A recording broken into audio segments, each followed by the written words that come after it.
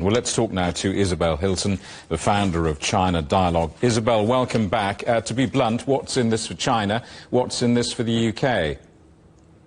Well, curiously, I think that they're both looking for much the same thing. FDI into China has been dropping.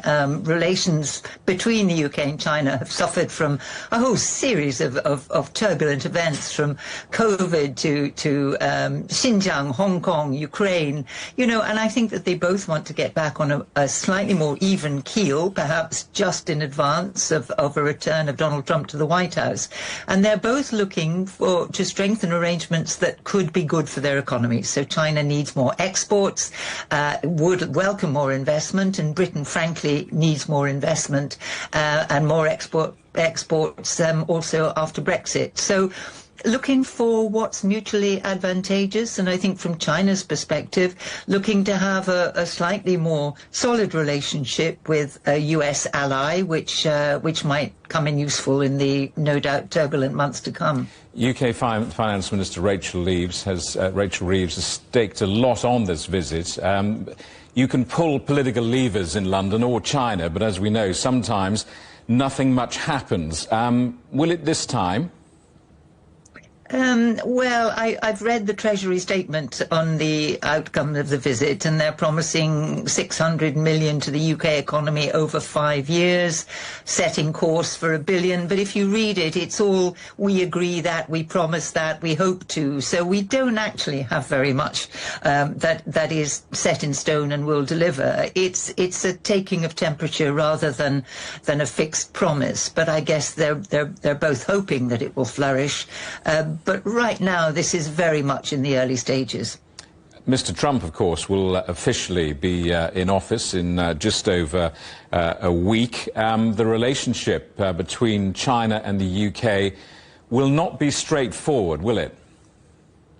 No, but the relationship between the UK and Washington doesn't look very straightforward either at the moment. I mean, there's been a lot of quite surprisingly spiky exchanges between London and Washington, particularly not so much with Trump himself, but with Elon Musk, who has been making himself unpopular in Britain and in Europe with his remarks on domestic politics in other people's countries. So I don't think that this is going to be quite the straightforward, warm relationship that the UK has enjoyed in the past. And we don't know, frankly, what Donald Trump will do and how much of what he says he'll do will actually happen.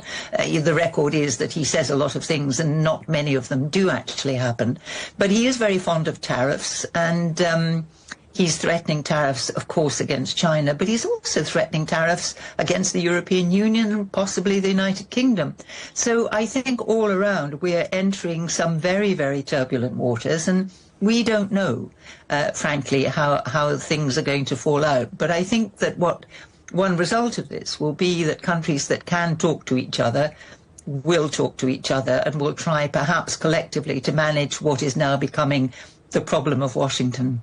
Will results on this UK trip to China come quickly enough for UK Finance Minister Rachel Reeves, who is, along with her governing party, the Labour Party, under fire back home?